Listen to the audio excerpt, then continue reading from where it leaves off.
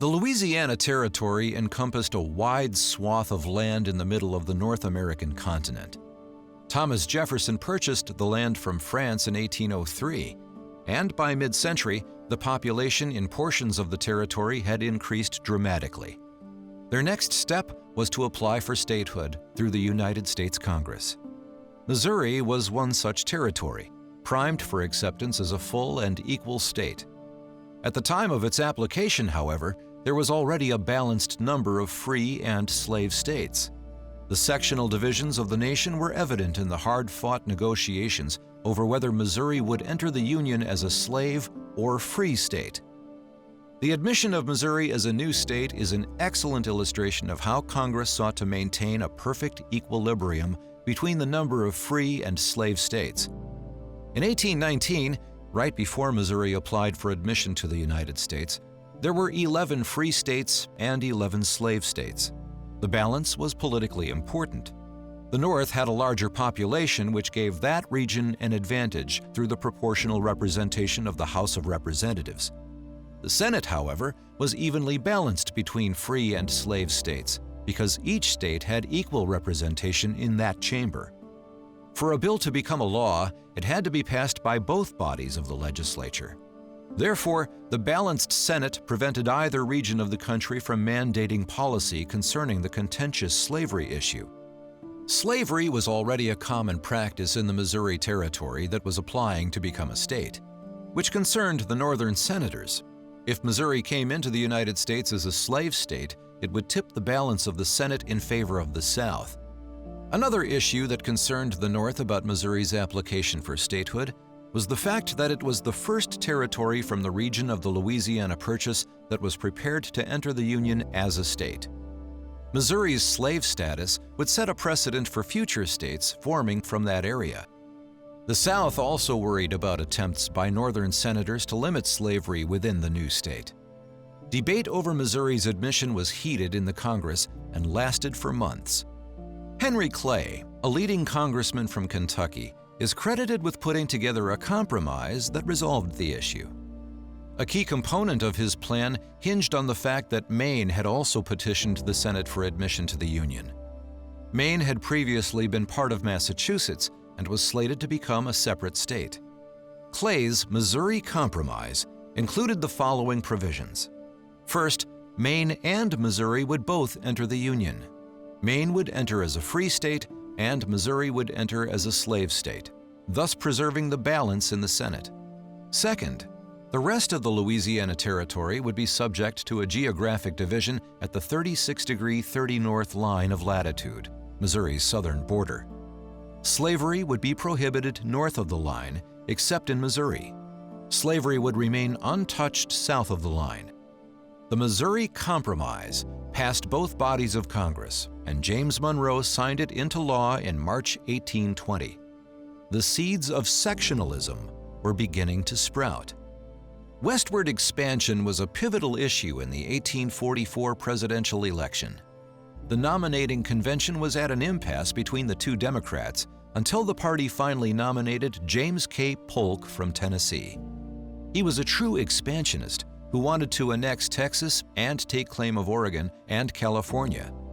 His campaign slogan, 54-40 or fight, was a reference to the latitudinal boundary between the Oregon Territory and Russian-held Alaska. James K. Polk became the 11th President of the United States after winning a close election in 1844. Once in office, Polk added to the nation's western lands by annexing Texas and part of Oregon. Many Americans believed that expansion across the continent was the destiny of the United States. Others worried that the bold acquisition of land would lead to war.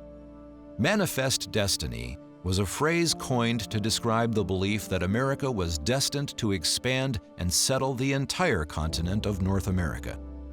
The actions of James K. Polk during his presidency did both. He added territory to the United States, and he fought a war with Mexico over expansion. The United States government annexed Texas in 1845. As a result, war broke out between the United States and Mexico over differing frontier claims in Texas. The war proved to be swift and decisive, as Mexico lost not only their land claim in Texas, but also all of California and New Mexico to the United States. Victory in the Mexican War soon pitted the North and South against one another as the United States wrestled with the slavery issue in the newly acquired lands.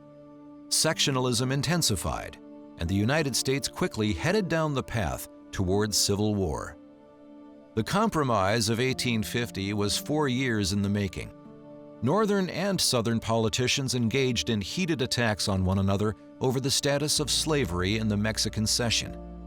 Then, the discovery of gold in California in 1848 rapidly increased the population of the territory past the 100,000 citizens necessary for statehood.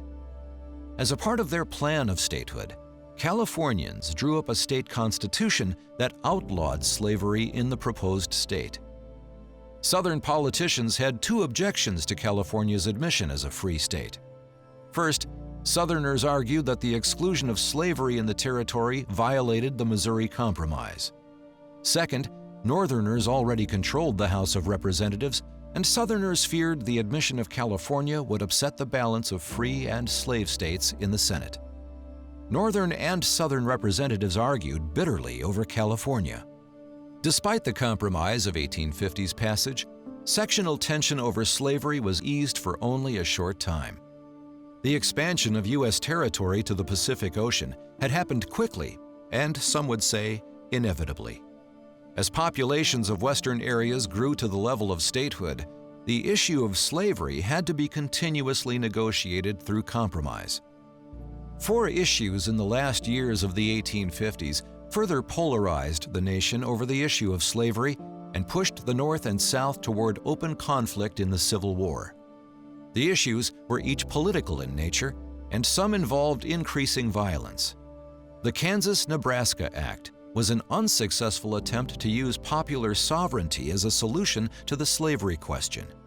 The Supreme Court, in Scott v. Sanford, effectively overturned the Missouri Compromise.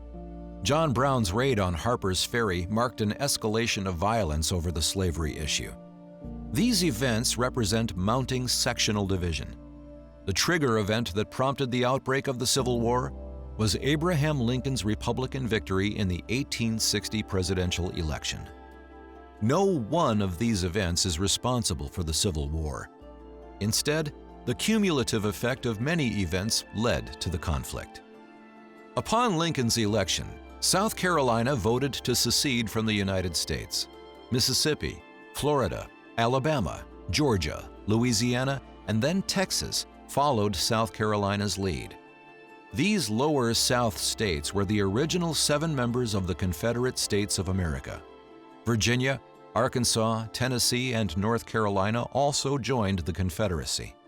All of the events of the 1850s contributed to the outbreak of civil war, but it was the election of Lincoln that sparked its actual beginning.